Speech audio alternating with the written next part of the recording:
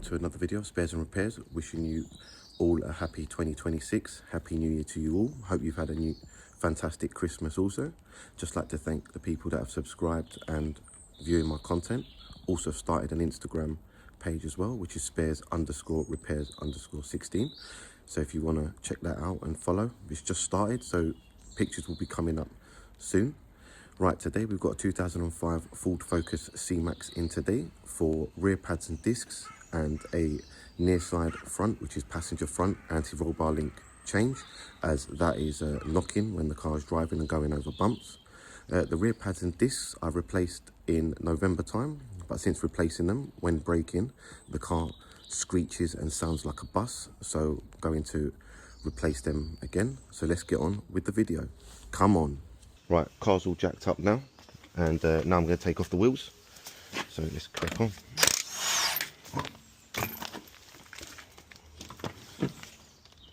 So this is the anti-roll bar link that I'll be replacing. As you can hear,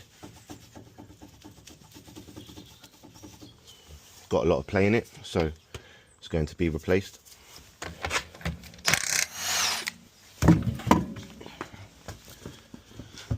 Even though the pads and discs look brand new, I'm going to get replaced because I can't stand sounding like a bus.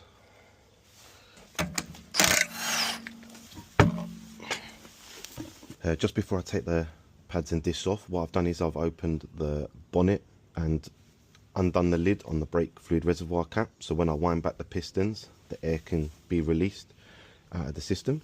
So now what I'm going to do is undo the spring here, take the spring off, and then the Allen key bolts that are covered by these caps, take that off.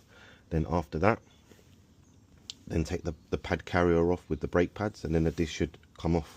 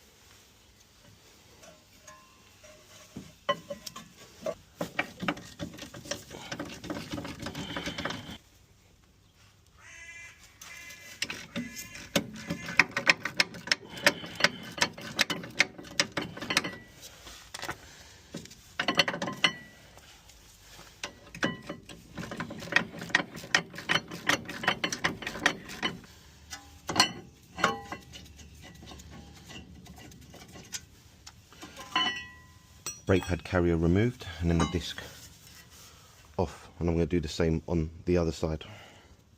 New brake disc going on.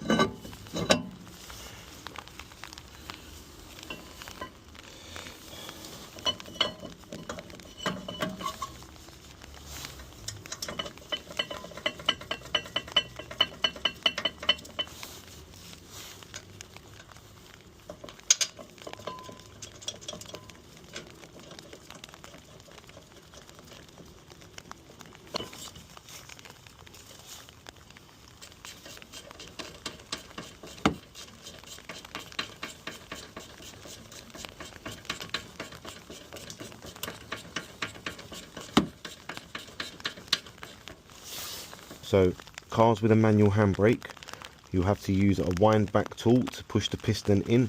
You can't use a water pump pliers or any other device to push them in. They have to be a wind back tool to push in. Even though the pads were brand new that were on before, I'll still have to wind them back in because the pistons moved forward. As I'm going to show you now.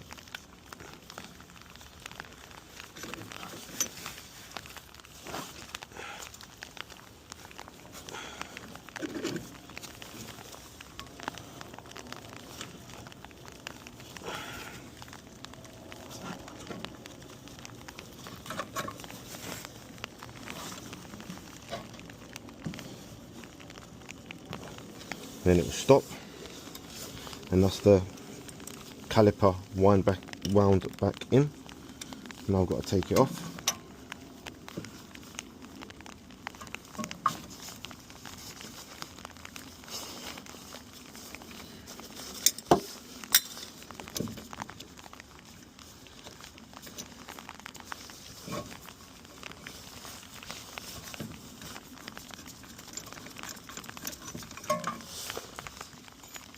Tool off. This is the little keyway that goes into the piston, as you can see.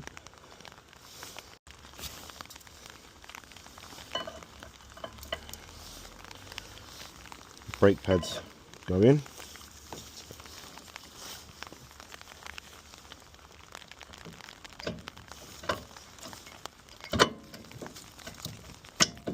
Caliper in as well.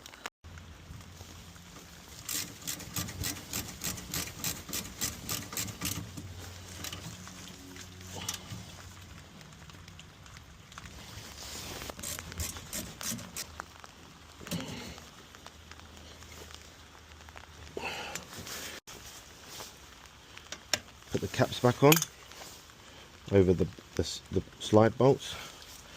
Now for the spring.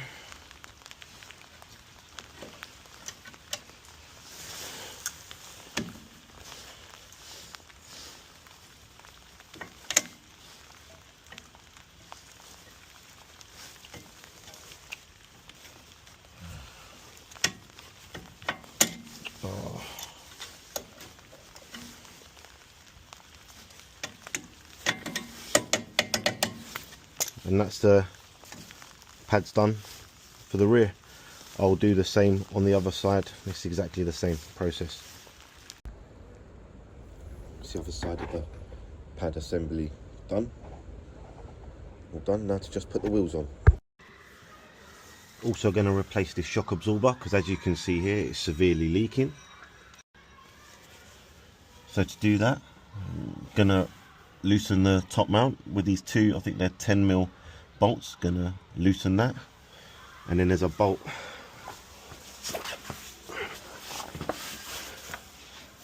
here as well. Going to replace that, remove that, sorry, and take the shock out.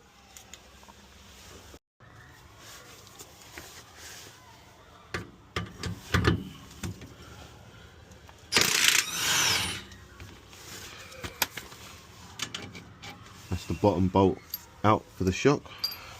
Now to do the top of it. So the 10mm bolts are off that are bolted to the top of the top mount. It's these bolts, they go in like that into the body of the vehicle. Then 13mm, this nut here, to take off, to remove the top mount, and then you put it on to the new one and put it back in the reverse order. As you can see, this is the old shock absorber. All the fluid is gone out of it, and when you press it down, that should retract back up, and as you can see, it does not do what it's intended to do. The part is fouled. Also, just a tip, in the future, this is an MOT failure if it went for an MOT and failed, so glad to catch it early rather than later. Right, so I've managed to swap over the top mount with the new shock. As you can see, I'm pressing down on it and it springs back up, as you can see, whereas the other one wouldn't do it. So now I'm going to put it back in, put the 10mm through the hole into the body, and then do the bottom bolt after.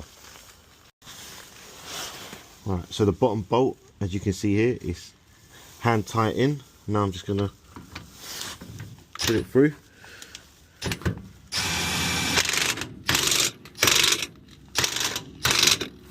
Tight, lovely. The other bolts in are just nipped a bit, so now I'm just going to go and tighten them as well. That's one done. There's one done. Now I'm going to do the second one there.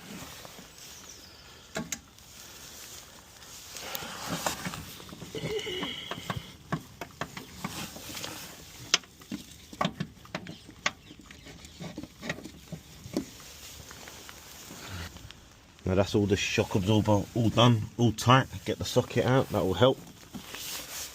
So that's all the shock absorber done. Bolts are tight up there, the bottom one is all tight. And that's it, shock done. Now I'm going to take off the anti-roll bar. I'm just going to move the ABS wire and that. Now I'm going to hold the ball joint of the anti-roll bar, try and clamp it and try and gun it off. If that works, happy days. If not, I'm going to do it the old manual way with a socket and a ratchet with an Allen key in there.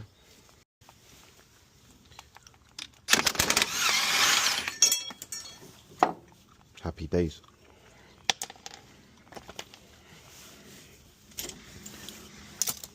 Just put that in again.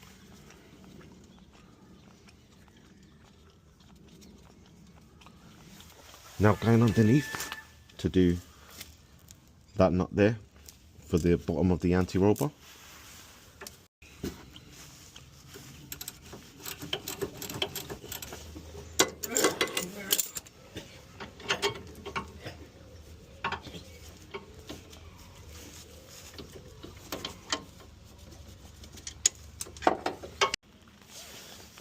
And just like that, the new anti-roll bar link is put back in the reverse order as how I took it off, all tightened up, ready for the road.